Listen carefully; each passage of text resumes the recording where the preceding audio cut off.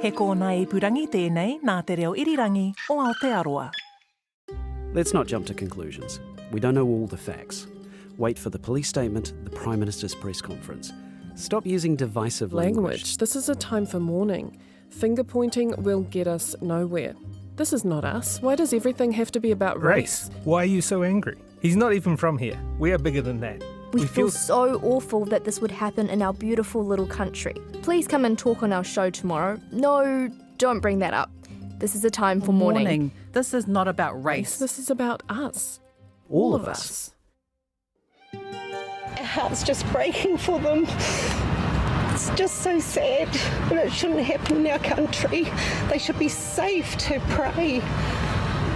I'm getting angrier. I was gone from shock and now I'm getting angry. Well, we have every single right to be angry. It just seems like we're not allowed to be angry. I'm starting to tire. I've been told I'm racist all the time. In many ways, New Zealanders are sick and tired of us.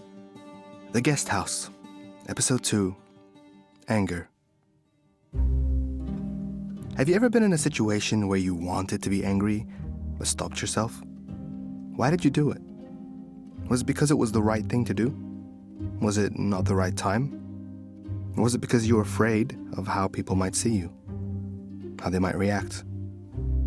Growing up as a Muslim, you get pretty familiar with the word anger. You see it all around you, on the news, in political speeches, sometimes in public spaces, like when you accidentally cut somebody off on the motorway. He, drove on the side and he started screaming out the window, "Go back to your fucking country, fucking Arab, Allahu Akbar." What I mean by that is, we're used to being the objects of other people's anger, but often it feels like it's something we're not allowed to feel. After Christchurch, the Muslim community was praised for the way we reacted to it. We were called generous, forgiving, grateful, which was great. Except, there were other things going on as well. Some of us felt, angry. And we didn't quite know what to do with that feeling, where to put it. It didn't feel like the country was ready to see an angry Muslim in the public eye, even if our anger was justified. I think when people see me on TV or on radio or all sorts of places or even on newspapers... That's Guled Mire. I think they don't really understand the balancing act that goes into it. In the days and weeks after, he became a powerful voice for the community. I'll talk to myself again and again in the shower or in the bathroom, in the mirror, just kind of going over my key messages. He was on the radio, on TV, in newspapers. Making sure I'm not fitting into this angry black man stereotype. Talking about Islamophobia, the failings of the government, the rising tides of xenophobia that no one was paying attention to. As I'm conscious about it, constantly 24/7, don't be the angry black man right now. Don't be the angry black man right now. It's going to get you a lot of hate mail. It's going to get you a lot of abuse.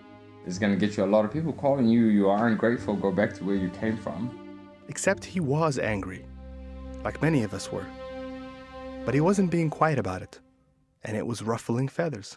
It's interesting, the most negative feedback I've received is the times where I've been the most angry and I've displayed or portrayed some of my most angriest views. So when we say angry, what do you mean? Just speaking my mind and telling it how it is, right? For example, the weeks and the days after the attacks was really when I had been the most angriest, and I don't think anyone will ever see me that angry on record in public. I think I remember I said something like, "I'm done talking to white people, like it's like banging your head against a brick wall." I think all of us were amazed that you said that. Not that we disagreed with you, like I agree with you 100% about like how difficult it is talking to racism to people. Yeah. We were happy that you said it, but we were shocked that you said it. Yeah. But that's the thing, the emotions were very raw up until then. I did come out, I was very fired. I think for me, it took a sudden shift the moment I started talking about Crusaders. The Crusaders are our most successful rugby franchise, epitomising the Canterbury spirit. But now there's a growing number of people who think that name should change. Muslim community advocate Guled Mire says he agrees. I think it's definitely a step in the right direction. Now, the whole Crusaders thing was really interesting. Many people felt the name the Crusaders, the Catholic soldiers who fought holy wars against the Muslims for hundreds of years, was not exactly representative of our largely secular, multicultural society. And after Christchurch, it seemed a little on the nose. So the team started a consultation process to change the name, and they invited Muslims to take part and have their say, to which Muslims almost unanimously said, You guys help me out with the harmonies? Sure. Hell no. Hell no. So it turns out, Guled didn't get that memo. The amount of times I've had reporters approach me saying, can I get some comments from you about the Crusaders? And I said, no, I'm not interested. Right. I'm not making any comments. A, I realized it was a distraction, which I fell for. And B, I totally forgot the fact New Zealand's racist history with rugby. Completely. I forgot about the Springboks, I forgot about everything else, and just how deeply, I don't know, just Kiwis feel some type of way about it. Almost overnight, clips of Guled's interviews started receiving angry responses, and things were getting personal. Here's some of them. Vociferous, shouty, assertive. You must have your head so far up your ass that you believe your own words for your racist religion. You are a stupid Somalian refugee, terrorist attack, Muslim, crusader, hypocrite, jihad, Christian hater, country that has given you a new home. By the way, these aren't all random online trolls. Some of them were printed by national newspapers. People were basically sending me abusive messages on every single platform you could imagine. And this is, what, 2 weeks after the This crash is literally weeks after the incident. You know, this is just the beginning. More to come. This is really... People were sending you death threats. Essentially, I mean, there's been instances where I've actually had to report things because I felt I needed to do that to keep my own safety in check. And you can't take your safety for granted, particularly what happened after Christchurch. I know you're not supposed to read the comments, but someone's writing these, right? And these people are here among us, claiming to say what, quote, all of us are really thinking. Eventually, TVNZ and NewsHub started muting the comments section on his clips. In many ways, New Zealanders are sick and tired of us.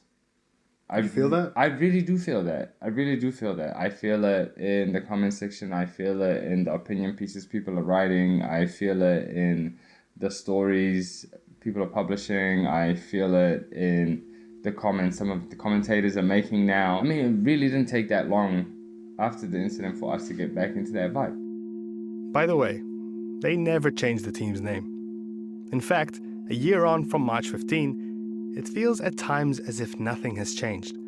I mean, for years, we've been expressing our viewpoints, talking about our lived experiences, and we were essentially ignored. And it just, you know, it's really frustrating when you've been talking about this for years and years and years, and something like that happens, and all of a sudden it's like, okay, where did we go wrong? Yeah. What happened? And it's like, why was no one talking about this before? Yeah. We've been telling you, if you had listened to us. It was so frustrating. I was so angry. I was so angry on so many ways. And at the same time, I had to contain that anger and not let it distort the message that I wanted to put out there. There's one thing in particular me and Guled spoke about a lot when we were both in Christchurch, and that was the Muslim response. After years and years of being bombarded with bad news about terrorist attacks perpetuated by Muslims, about ISIS and 9/11, and every time it happened, we were being asked to stand in front of cameras and apologize, even though it had nothing to do with us. We condemn terrorism. We speak against firmly condemn these cowardly and outrageous The ISIS do not represent Islam or any Muslim. And even when we did apologize, which we did a lot, we were accused of not doing so. Many Muslims in America kept private their criticism of terrorist acts. This happened year after year after year. Everybody, including Muslim community leaders, needs to speak up clearly.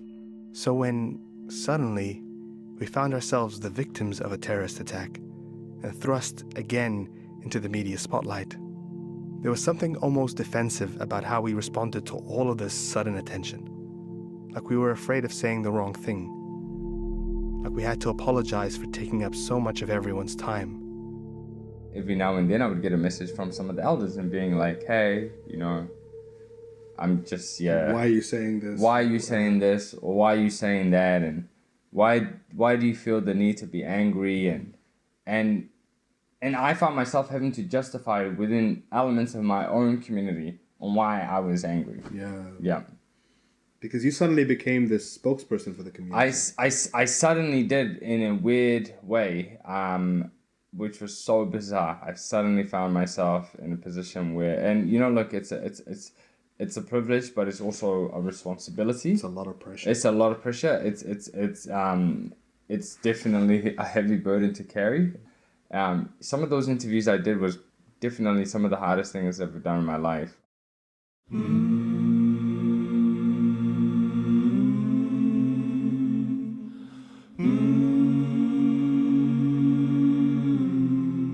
I remember weeks after the incident, being back in Christchurch, I spoke to a young man who had lost his father and his older brother, and I said to him, "How are you feeling?" He said, "I've lost my father, I've lost my oldest brother. I'm now essentially the breadwinner for my whole family." He said, "I'm carrying all of that burden now." He said, "I haven't even had the chance to process the loss of my own father and my brother yet because it's just been go, go, go, and having to respond to the needs of my family and so forth." I also haven't had a chance to kind of process anything. I didn't lose my father, I didn't lose my older brother in this tragedy. I really, think about that young man and what he's going through, because the experience is very much across the Muslim community that many of us are still processing this. Do you still feel angry? I feel angry, yeah, I do. In many ways, I do. I feel angry about just the hypocriticalness of the whole situation. I feel angry that, nothing was really done to try and address that. Whether I still feel like I'm allowed to freely express my anger, I don't think so.